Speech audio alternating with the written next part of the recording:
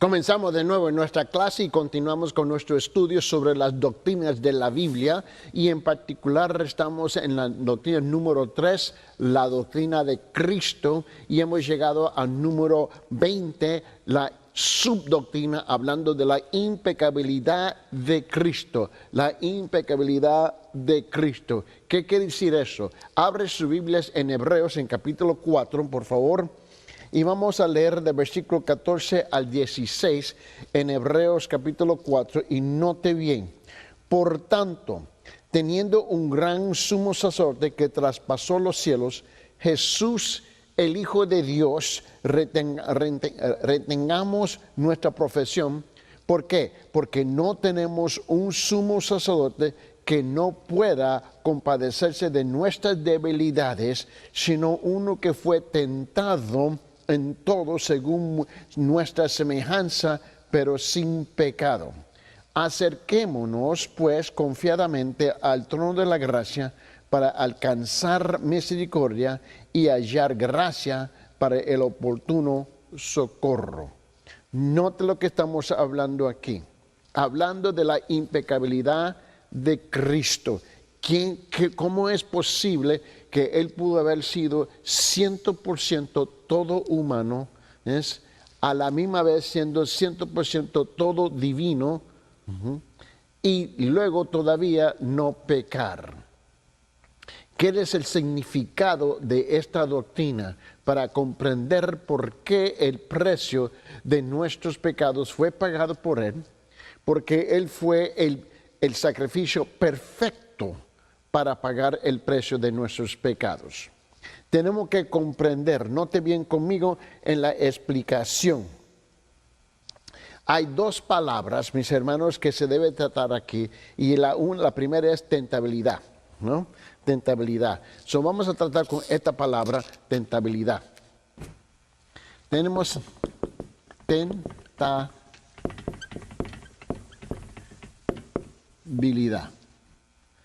Quiere decir que uno tiene que estar susceptible a ser tentado. Note bien conmigo, y la impecabilidad. Estas son las dos palabras que se aplican a esta doctrina en términos de la vida de la persona de Cristo Jesús. Describa a Cristo en su tentación. La idea básica de la tentabilidad es ser apelante a. Cristo fue en este sentido tentado, pero Él no fue tentado con el mal ni tampoco tentado por malos deseos. Como Dios, Él no podía ser tentado con lo malo. Note bien, en Santiago capítulo 1, lo que dice la palabra del Señor, en Santiago capítulo 1, en versículo 13. Vamos a Santiago capítulo 1, versículo 13, y quiero que usted note conmigo. Dice, cuando alguno es tentado, no diga que es tentado de parte de Dios, porque Dios no puede ser tentado por el mal, ni Él tienta a nadie. Tenemos que comprender en qué forma estamos tratando, en qué forma estamos hablando de la tentabilidad de Cristo. Bueno, note lo que Él dijo, es en versículo 15. En Hebreos 4:15 dijo, porque no tenemos un sumo sacerdote que pueda compadecerse de nuestras debilidades, sino que uno que fue fue tentado. Más bien, si yo lo reviso en mi diccionario en griego, ¿no? Aquí la palabra me dice, a ver si lo hallo aquí. Aquí va a ser, ya. Y esta va a ser la palabra. Tentados va a ser la palabra pirazzo. Y esta palabra aquí, mis hermanos, nos va a indicar a nosotros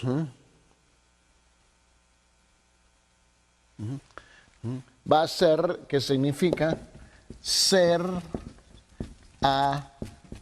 apelado. Pero, ¿con qué propósito? Para un supuesto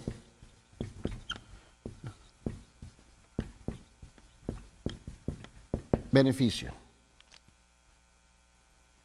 Esa es la tentación, ¿no?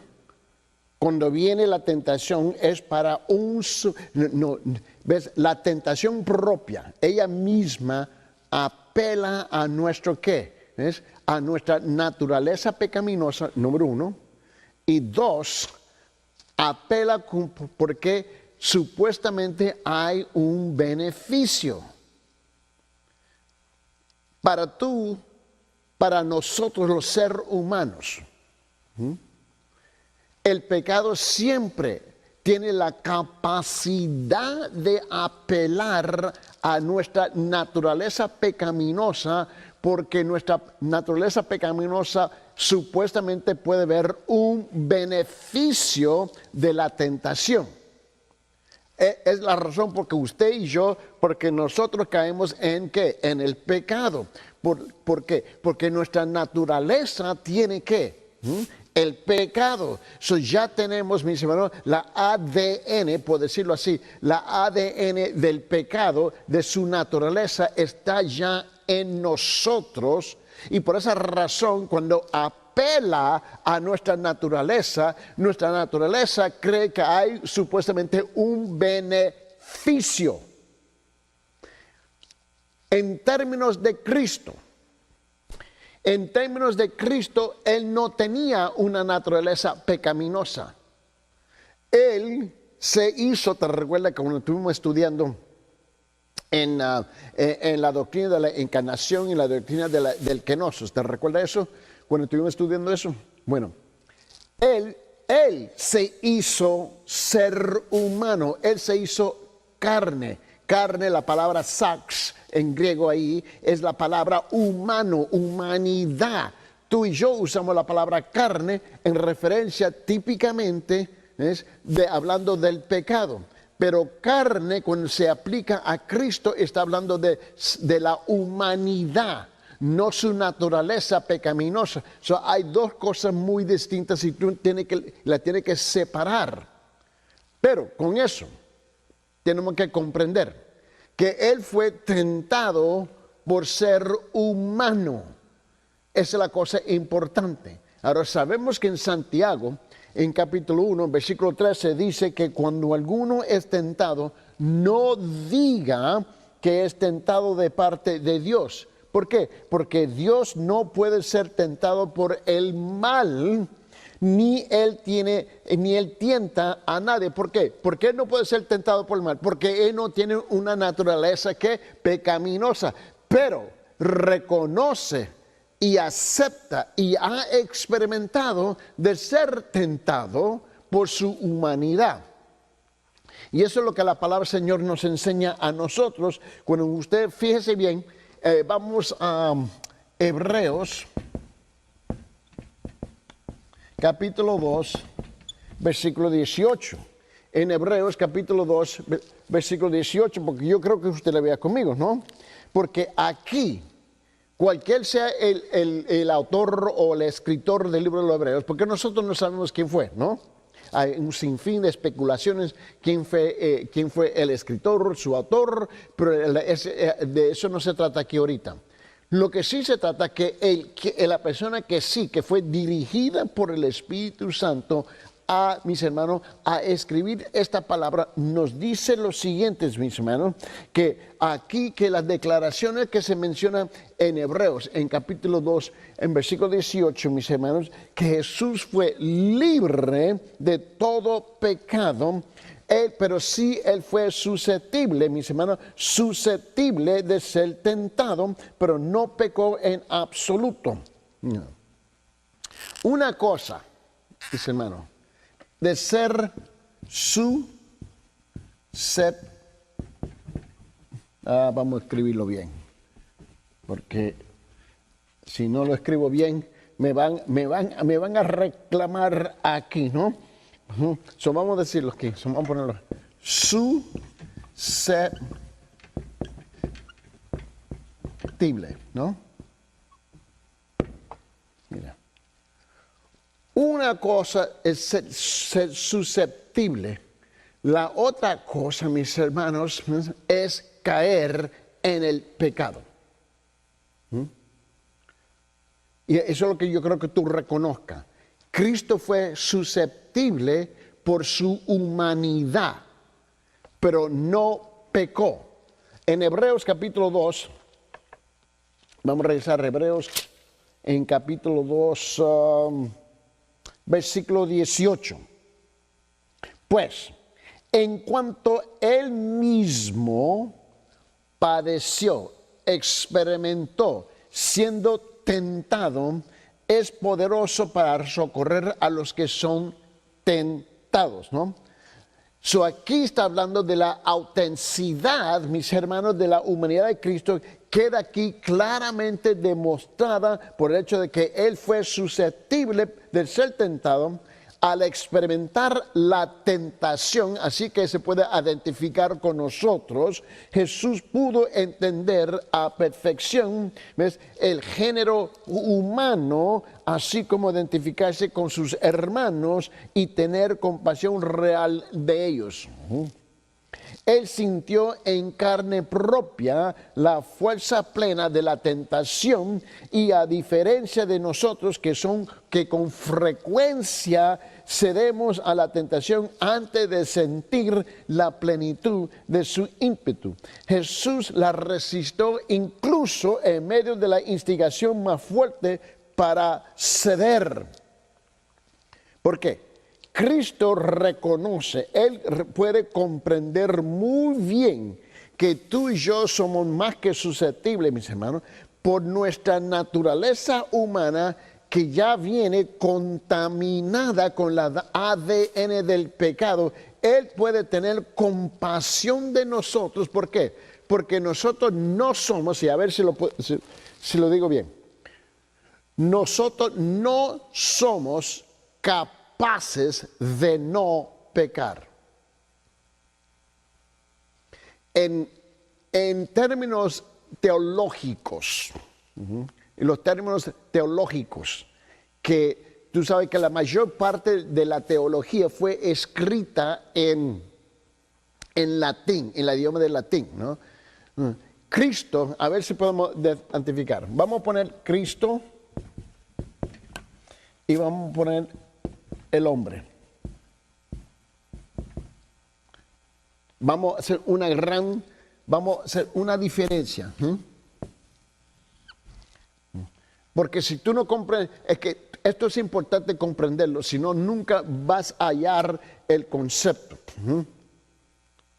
Cristo es Él, porque en su naturaleza no existe el pecado. En latín, en el idioma del latín, ¿no?, que es donde la mayor parte de la teología ha sido escrito, se diría de Cristo: no pecare, en latín, no pecare. Que quiere decir no peca, porque no existe en él. Pero para el ser humano es pecare,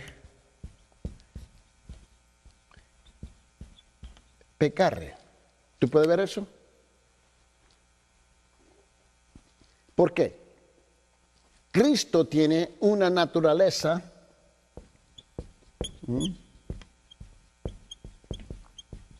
ambos, ¿no?, divino y humano. El hombre es humano, ¿no?, pero con pecado en su ADN.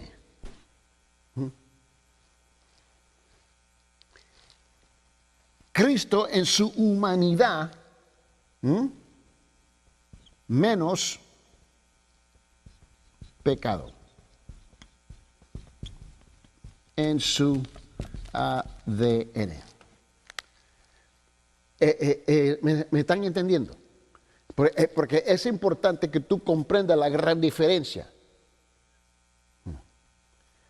Pero por ser humano, él pudo, experimentar, por su humanidad, de ser susceptible a la tentación de pecar, pero no pecó. Por esa razón es importante que comprendamos, mis hermanos, que él no puede pecar. No es posible para él a pecar. Aquí vamos a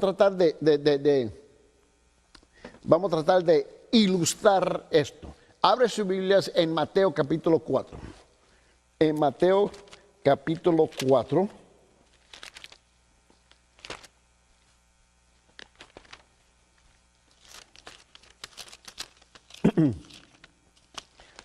Y vamos a comenzar con versículo 1, porque mientras que usted y yo leemos acerca de la tentación de Cristo, note que Él no se respaldó sobre sus atributos, sino en la palabra de Dios. ¿Para qué? Para resistir la tentación de Satanás.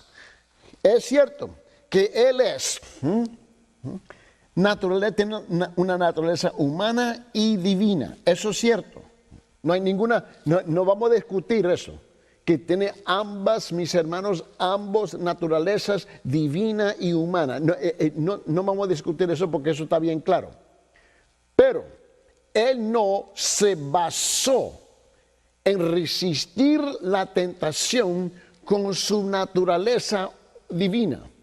Lo que él hizo es que se respaldó en la palabra de su Padre, en la palabra de Dios, y nos muestra a nosotros, ¿no es?, la forma en cómo escaparnos, ¿no?, de la tentación, del resultado de la tentación. No nos podemos escapar de la tentación, pero sí podemos escapar del resultado de la tentación, ¿no es? Es de caer en la tentación. Y Él nos muestra a nosotros la impecabilidad de Él, ¿ves?, pero nos muestra a nosotros cómo que nosotros podemos resistir, ¿ves?, y luchar en contra. Y eso se halla, y ahora esa historia se halla, mis hermanos, en Mateo capítulo 4, donde Él dice, comenzando con versículo 1, note bien, en Mateo capítulo 4, versículo 1, entonces Jesús fue llevado por el Espíritu al desierto para ser tentado por el diablo. Y después de haber ayunado 40 días y 40 noches, tuvo hambre.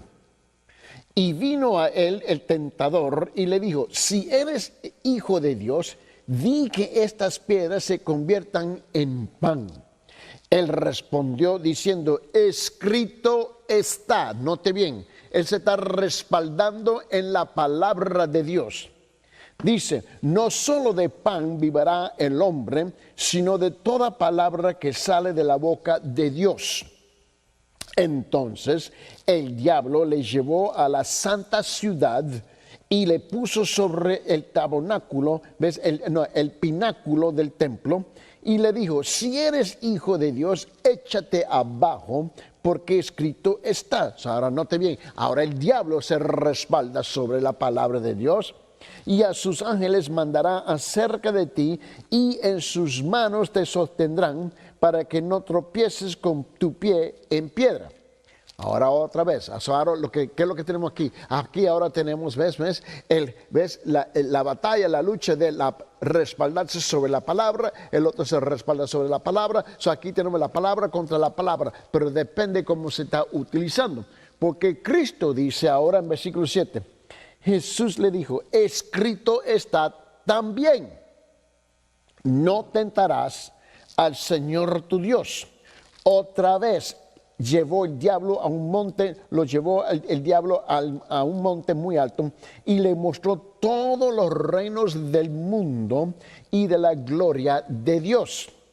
Y le dijo, todo esto te daré si postrando me adoraréis. Me adorares. Y entonces Jesús le dijo, vete, Satanás, porque escrito está, al Señor tu Dios adorarás, a Él solo servirás. Y el diablo entonces le dejó y aquí vinieron ángeles, ¿ves?, que le servían. Note bien. Tenemos aquí una lucha de pelota contra la pelota donde están rebolsando, mis hermanos, y aquí lo que tenemos es que la palabra es la centralidad de la lucha entre el no pecare a pecare. Esa es la lucha que tenemos aquí. Por esa razón hablamos de la impecabilidad de Cristo o hablamos de no pecare. ¿Por qué? Porque Él pudo luchar con la palabra de Dios.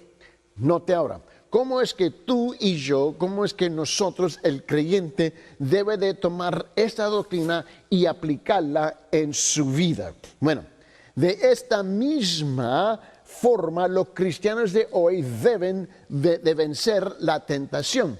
En el libro de los Salmos, en Salmos 119, dice lo siguiente de versículos 9, 10 y 11. En Salmos 119, versículos 9, 10 y 11 dice, ¿con qué limpiará el joven su camino? Con guardar tu palabra. Con todo mi corazón te he buscado. No me dejes desviarme de tus mandamientos. En mi corazón he guardado tus dichos para no pecar contra ti. Vamos al siguiente, y si me dan permiso lo voy a borrar aquí. Y ahora vamos a hablar, mis hermanos, de la transfiguración de Cristo. Y si ustedes se recuerdan que en esa doctrina, cuando estuvimos hablando de la gloria de Dios, cuando Cristo mostró su gloria, ¿no es?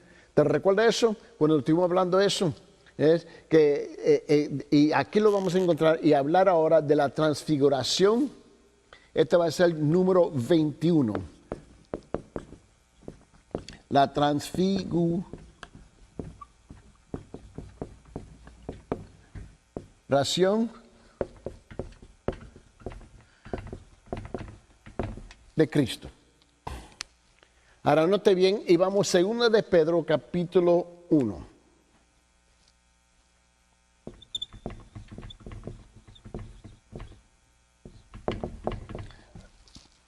Al versículo 16. 2 de Pedro capítulo 1. Y al fin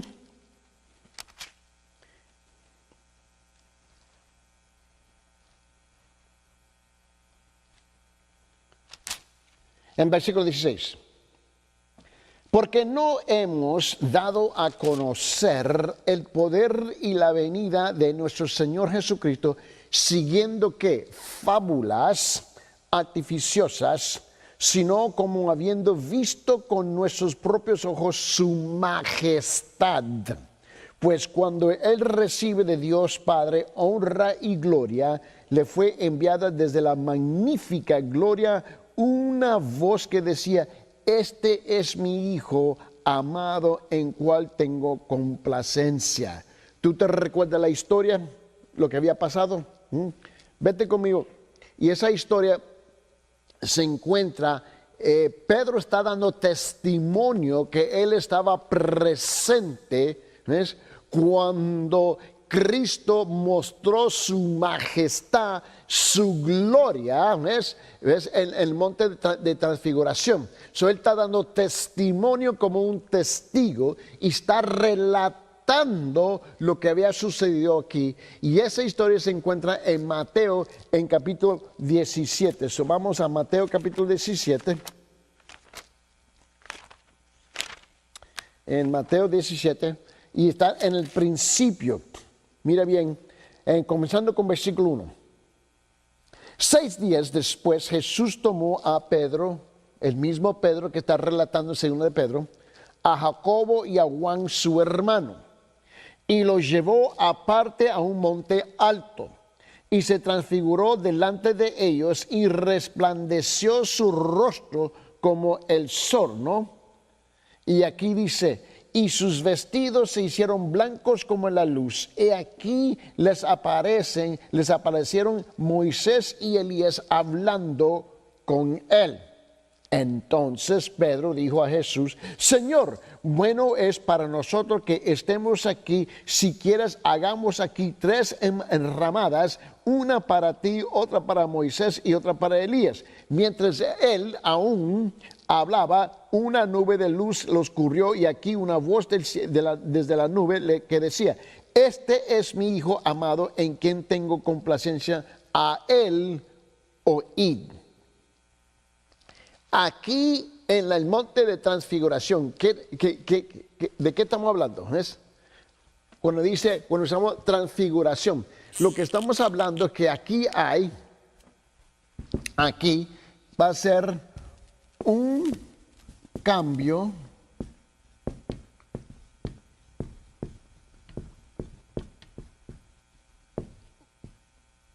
vamos a hablar de un cambio dramático, mis hermanos, de un cambio dramático, de tal forma, mis hermanos, que ellos se asustaron de lo que ellos pudieran haber en la vida de él, ¿no? Y eso es lo que yo quiero que vean. Cuando en su apariencia, mis hermanos, y es aquí donde ellos pudieron ver esto. O sea, aquí hubo un cambio dramático, ¿no? Donde ellos, los discípulos, pudieron ver un poco de su gloria. Tenía que ver suficiente que ellos se quedaron atónitos a ver el cambio radical, el cambio dramático. ¿Por qué? Porque pudieron ver su gloria, su majestad en ese instante. Eso es lo que ellos pudieron ver. Esta transfiguración, mis hermanos, fue algo temporalmente glorificado en la presencia de los 3 discípulos. Ellos pudieron ver eso provisionalmente, temporalmente.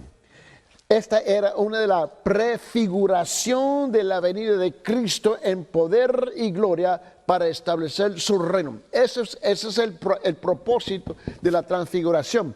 Que ellos pudieran ver un vislumbre, pudieran ver más allá, que en el futuro Él llega para reinar, mis hermanos, para reinar. Y en la presencia de Moisés y Elías sobre la montaña representaba a todos aquellos en ese entonces que entran en el reino por medio de la muerte o ser trasladados.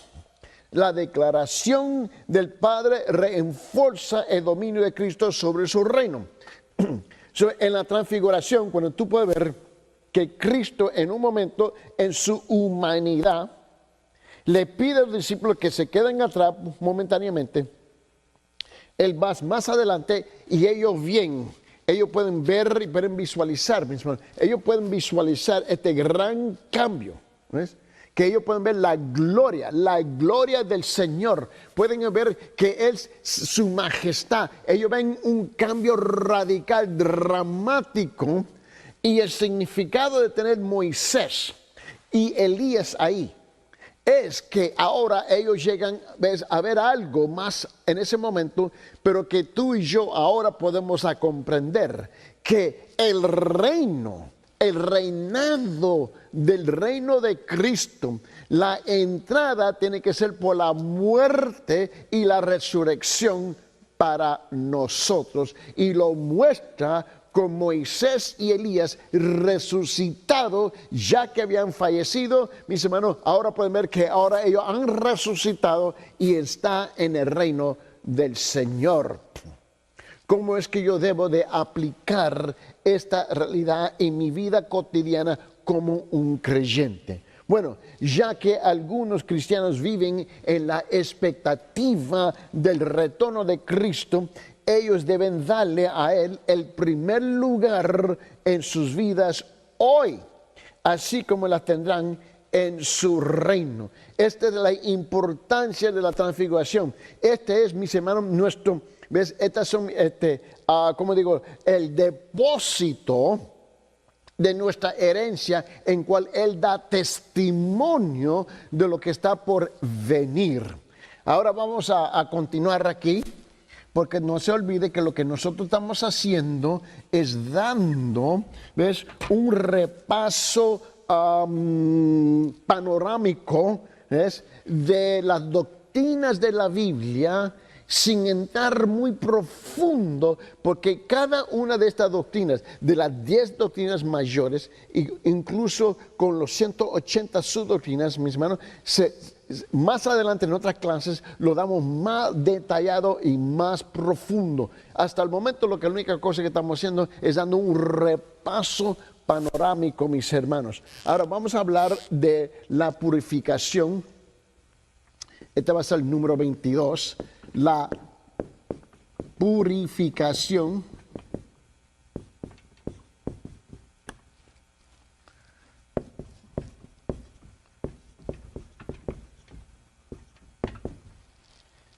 Y vamos a hablar aquí, mis hermanos, de la purificación del cielo. Y vamos a abrir nuestras Biblias en Hebreos capítulo 9. En Hebreos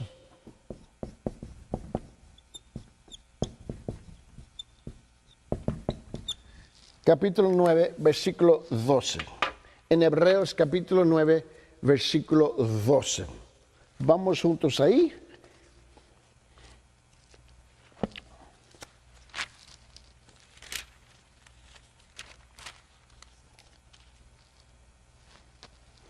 Y vamos a comenzar con el versículo 11, del versículo 11 y llevarlo hasta el versículo 14, porque este es un párrafo, mis hermanos, completo. Dice: pero estando ya presente Cristo, sumo sacerdote de los bienes venideros, por el más amplio y más perfecto tabernáculo, no hecho de manos, es decir, no de esta creación.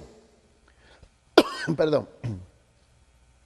Y no por sangre de machos cabríos ni de becerros, sino por su propia sangre entró una vez para siempre en el lugar santísimo, habiendo obtenido eterna redención.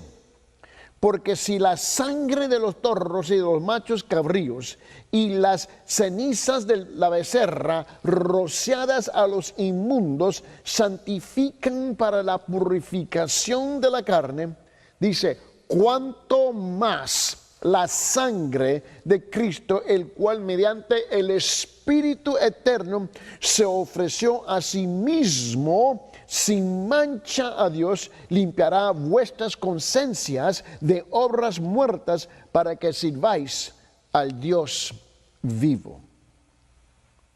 La purificación del cielo. Mira, el lugar más santo, el lugar más sanado en la existencia es la presencia de Dios en el cielo. El propósito primario de la sangre de Cristo era del propiciar. Propiciar, es la palabra propiciar, ¿no? Y aquí la palabra es la palabra aquí, ese es el propósito. El propósito es de propiciar, ¿no? Y en otra palabra, tú sabes que la razón por que necesitamos ser salvos es porque necesitamos ser salvos de la ira de Dios. Porque el pecado es una ofensa, ¿ves?, en la cara de Dios. Y tenemos que ser salvos de la ira de Dios. Y la única forma es, esto requiere un sacrificio. ¿Para qué? Para satisfacer, esa es la palabra aquí. Propiciar, aquí significa satisfacer. ¿Qué? Tenemos que satisfacer, mis hermanos, la ira de Dios y pagar el precio de la redención. Por esa razón, el cielo, el reinado de Dios, mis hermanos, es puro. Pero también, así como el sumo sacerdote terrenal usaba la sangre de los toros y de los carneros para limpiar el lugar santísimo, así Cristo, el eterno sumo sacerdote, entró al cielo para purificarlo por su propia sangre. Por esa razón, aquí es a ver si podemos unir dos conceptos. Esta doctrina de la purificación del cielo es importantísima. ¿Por qué? Porque, mis hermanos, sin ella no va a ser posible, mis hermanos, ¿ves?, que Dios puede aceptar, ¿ves?, la ascensión de Cristo. Una cosa es que Él nació, otra cosa es que Él vivió, la otra cosa es que Él fue crucificado, la otra cosa es que Él resucitó. Pero si la quinta no sucede, número 5 es ascender, la ascensión, mis hermanos. Cuando Él tuvo que ascender, ¿a dónde? Al cielo, a la presencia, es a la habitación del Padre Celestial, con el propósito que cuando el Padre recibe al Hijo, al Dios hombre, Él regresa al cielo. Él literalmente reza para, hermano, ¿para con qué? Para purificar, mis hermanos. Él es aceptado. La ira de Dios está aplacada de toda la ira de Dios. Vamos a ilustrar esto. Y aunque el cielo es un lugar perfecto, no se olvide, reza conmigo. Y yo creo, vete conmigo al libro de Job, el libro de Job. Para mostrarte esto, porque yo creo que es aquí donde se nos olvida. Vete al principio de Job, por favor, en capítulo 1, y vamos a comenzar con versículo 1, porque yo creo que aquí tú sabes que hace un tiempo tarde le estaba haciendo una pregunta a varios cristianos, donde le hice la pregunta: ¿tú crees que el cielo siempre ha sido puro, perfecto, sin mancha ni arruga, sin pecado, sin tentación? Oh, sí. So, bueno, si ese es el caso, ¿cómo es que tú me explicas a mí? Es dos cosas. Uno, la caída de Lucifer y una tercera parte de los ángeles.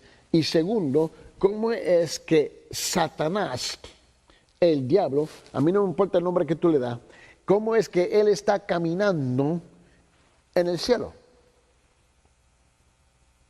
Y dice: hermano, pues tú estás loco. No, mira, el hecho de que estoy loco es otro asunto completamente distinto. La cosa aquí es esta, mis hermanos. ¿Cómo es que tú tienes que contestar? Ahora vamos a tratar de unir estas ideas. Mira en Job, capítulo 1. Vamos a comenzar con versículo 1.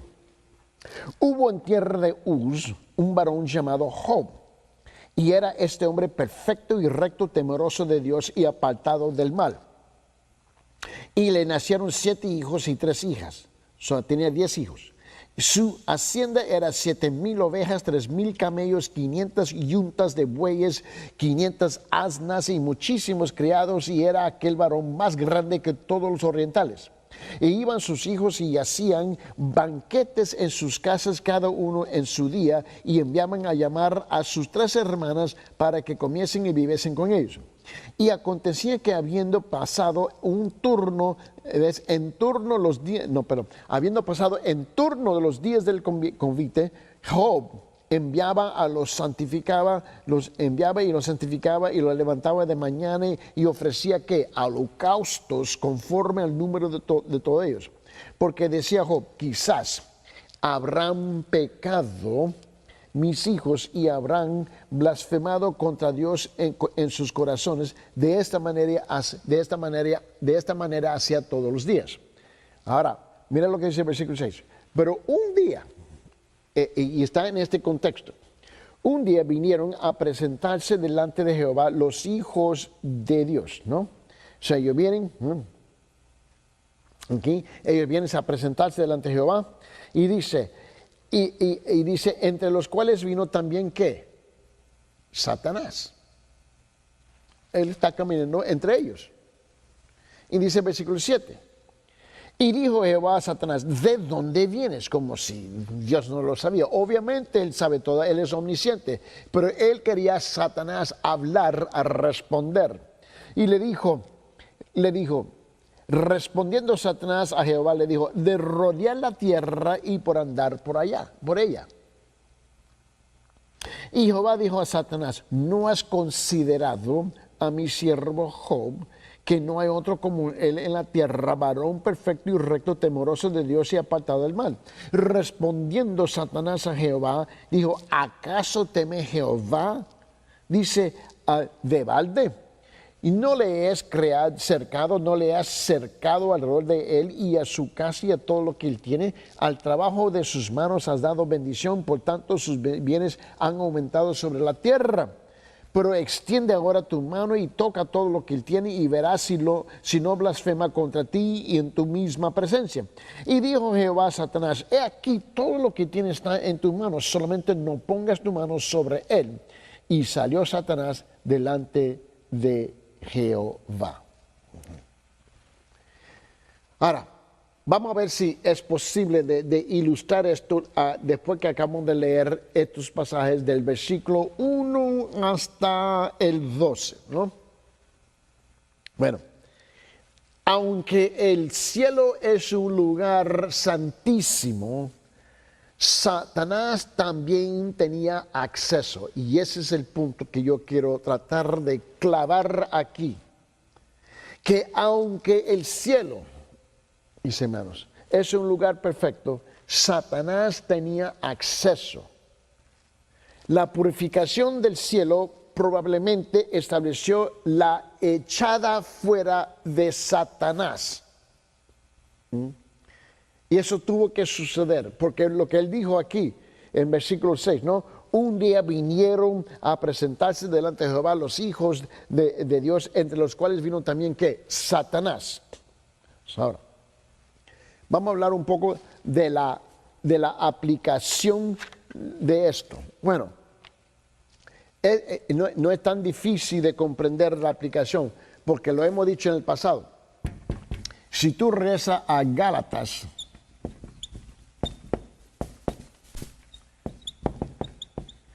en capítulo 2, versículo 20, si te recuerdas, mis hermanos, la pureza, mis hermanos, debe también caracterizar que la morada terrenal de Dios. Esto es el cristiano donde Cristo mora. Ahora, ¿cuál es la morada terrenal de Dios? Nosotros somos la morada terrenal de Dios. ¿Acaso no dice él en 1 Corintios y capítulo 6, te recuerdas? Él lo dice en capítulo 3 de 1 Corintios, lo repito otra vez en 1 Corintios capítulo 6, en versículo 19 y 20 dice, ¿o no sabéis que vos es el templo del Espíritu Santo? Pero en Gálatas capítulo 2 lo dice de esta manera, en versículo 20, él dice, con Cristo estoy que juntamente crucificado, y ya no vivo yo más, vive Cristo en mí, y lo que ahora vivo en la carne, lo vivo en la fe del Hijo de Dios, el cual me amó y se entregó a sí mismo por mí. Ahora, yo soy, mis hermanos, ¿ves? Yo soy la tienda, el templo donde mora Cristo, mis hermanos. El cristiano es por lo tanto llamado el templo de Dios. Eso fue lo que él dijo en primera Corintios en capítulo 6.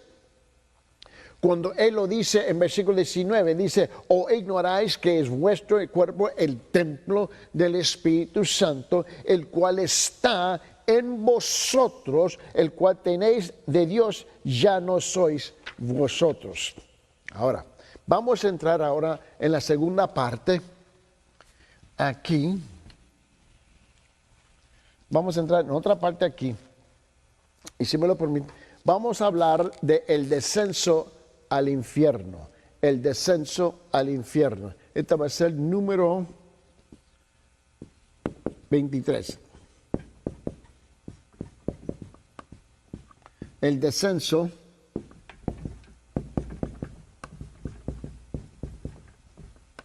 al infierno.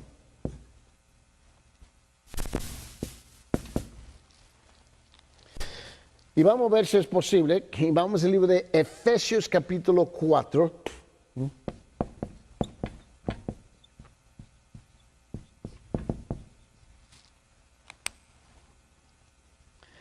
Y vamos a ver si es posible que en el tiempo que nos resta en esta hora, si hay tiempo para cumplirlo.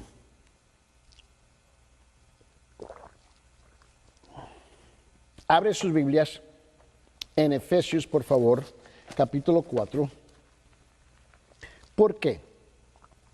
Aquí es donde entramos en una polémica. Porque depende de qué tipo de iglesia uno está asistiendo. Cada iglesia tiene sus doctrinas favoritas, ¿no? Sus creencias, sus propias creencias.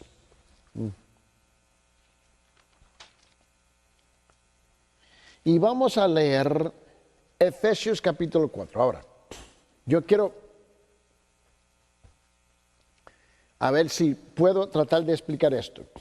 Hay una gran diferencia entre la interpretación eclesiástica y la interpretación bíblica. Si tú te tienes que presentar delante de Dios y Él te pide qué es lo que usted ha creído, la interpretación eclesiástica o la interpretación de la iglesia o la interpretación de mi propia palabra, la Biblia, ¿cuál sería su respuesta? Esa es la pregunta aquí. Nosotros tenemos que comprender que tenemos, mis hermanos, que responder a la verdad y a la realidad de esta pregunta. Muchas iglesias enseñan que Cristo, que Él bajó al infierno, y cuando Él llegó al infierno, Él liberó a todos los que estaban ahí, porque le predicó el evangelio de Jesucristo. Yo sé que estamos haciendo una declaración bien sencilla, obviamente, pero necesitamos comprender que esa es básicamente la enseñanza que se da en muchas iglesias. Y se da basándose en cómo ellos leen la palabra de Dios. Y hemos llegado a Efesios capítulo 4 porque he visto mal interpretación y mal aplicación de estos versículos para llegar a esa conclusión que Cristo bajó al infierno, le predicó el evangelio y del infierno salieron muchos salvos. Básicamente es lo que mucha gente enseña. No digo que son todos, pero yo he estado en suficientes iglesias, mis hermanos, para escuchar esa enseñanza. Note bien lo que dice la palabra. Cuando hablamos de esta doctrina, y solamente le vamos a dar un repaso panorámico otra vez, pero estamos hablando de la doctrina, el descenso al infierno. Vamos a ver lo que dice la palabra del Señor, comenzando con versículo 1.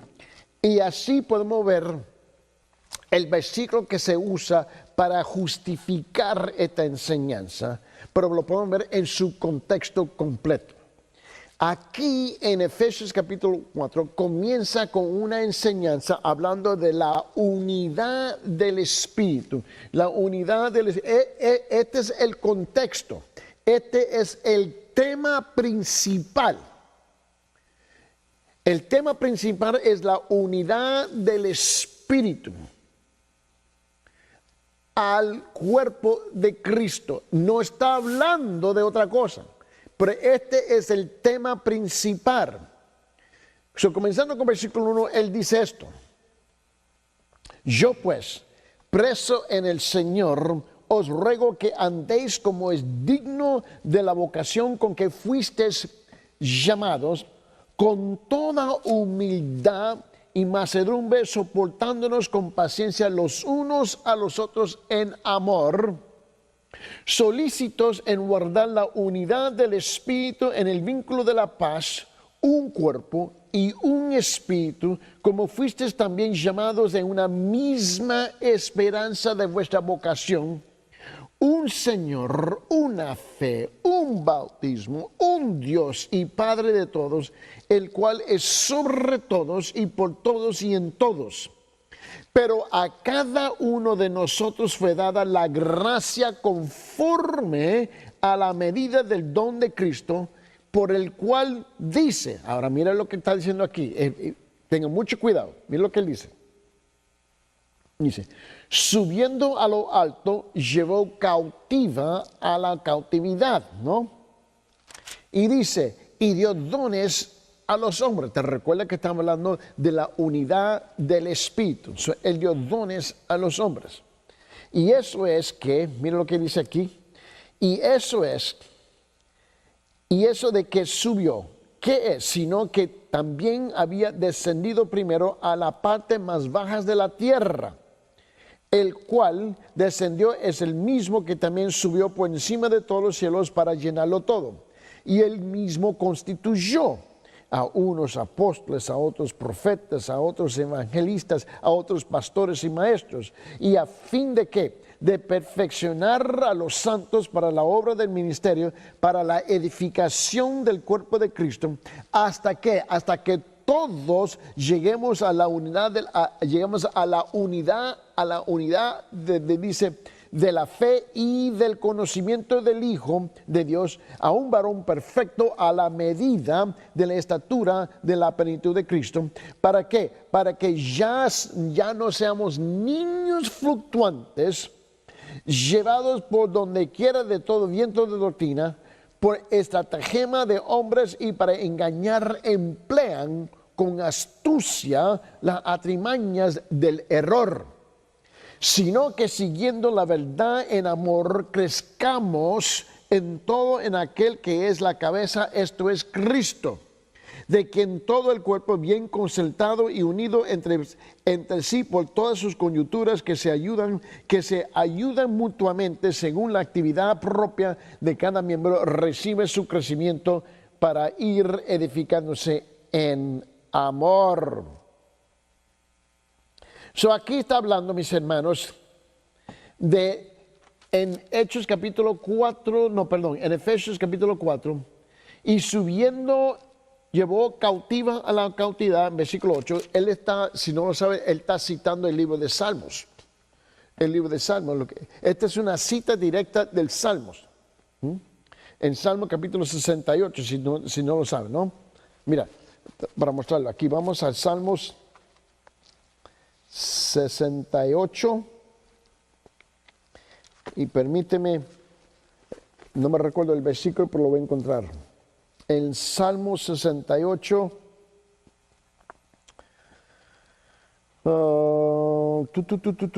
versículo 18. Esto es lo que está citando Pablo. Pablo está citando este versículo, donde él dice, subiste a lo alto, cautivaste la cautividad, tomaste dones para los hombres y también para los rebeldes, para que habite entre ellos, ¿no? Esto está hablando ahora, que subió en versículo 8 de Efesios, en capítulo 4, versículo 8, donde él dice, y dio dones a los hombres, ¿no? Subió alto, ¿no? Ok, esto no está hablando. Yo creo que aquí es donde hay una confusión. Y a ver si me lo permite. Aquí está la confusión. Hablando de la resurrección, ¿no?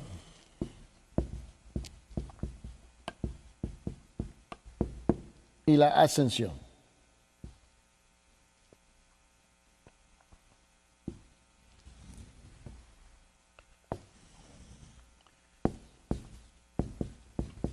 De Cristo. Y esto es lo que yo creo que tú me comprendas. Que nosotros tenemos que comprender que hay una gran diferencia entre la resurrección y la ascensión. Si tú te recuerdas en Mateo, y vamos, guarde su lugar aquí en Efesios capítulo 4, por favor. Y vete conmigo en Mateo capítulo 27. En Mateo capítulo 27.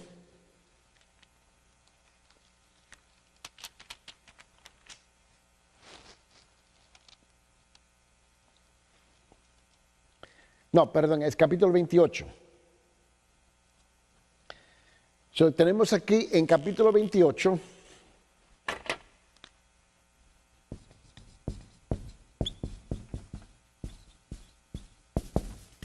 Comenzando en versículo 1. Y lo vamos a llevar hasta el versículo, creo que es 10. A ver, 10, sí. Hasta el 10. Y luego aquí vamos al libro de Hechos, en capítulo 1, y creo que es versículo 9. En Hechos capítulo 1. Y vamos a tomar nuestro tiempo aquí, no vamos deprisa. Y vamos al Hechos capítulo 9, pero lo vamos a comenzar de versículo 6 hasta el 11. El 6 hasta el 11. Y vamos a tratar de entender de qué estamos hablando cuando sobre el descenso al infierno.